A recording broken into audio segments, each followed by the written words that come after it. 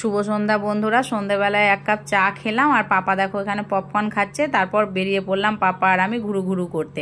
আমাদের বাড়ির সামনে একটা গণেশ পুজো হয়েছিল, তো সেখানে গান হচ্ছিল, তো একটু শুনলাম। তারপর চলে গেলাম কম্পাদের বাড়িতে। তো কম্পাদের বাড়িতে গিয়ে দেখি জয়ন্তীও পুজোর বাজার করতে গেছিলো, তো জামা কাপড় কিনে নিয়ে এসছে। তো সেগুলোই আমাকে দেখাচ্ছিল যে দেখো কাকিমা কেমন হয়েছে। তা আমি বললাম খুব ভালো হয়েছে, জামা জুতো সবগুলোই ভালো হয়েছে। তো তারপর রাত্রি হয়ে গেছিলো বলে কম্পাকে বললাম একটু দিয়ে আসো বাড়িতে, তো দিয়ে গেল। তারপর এসে দেখি দিদিভাইও চলে এসেছে বাজার করে, তো মাম্মা পাপার জন্য জামা কাপড় নিয়ে এসেছে। তো মাম্মার আর পাপার জামা দেখাচ্ছিল দিদিভাই আমাকে, তো দুজনেরই জামা খুব সুন্দর হয়েছে দেখতে। তো সেটা দেখে চলে এলাম ওপরে এসে মাম্মা পাপাকে খাইয়েছি। তো খাওয়ানোটা আর ভিডিও করা হয়নি। তারপর মাম্মা পাপার ব্যাগটা গুছিয়ে রাখলাম।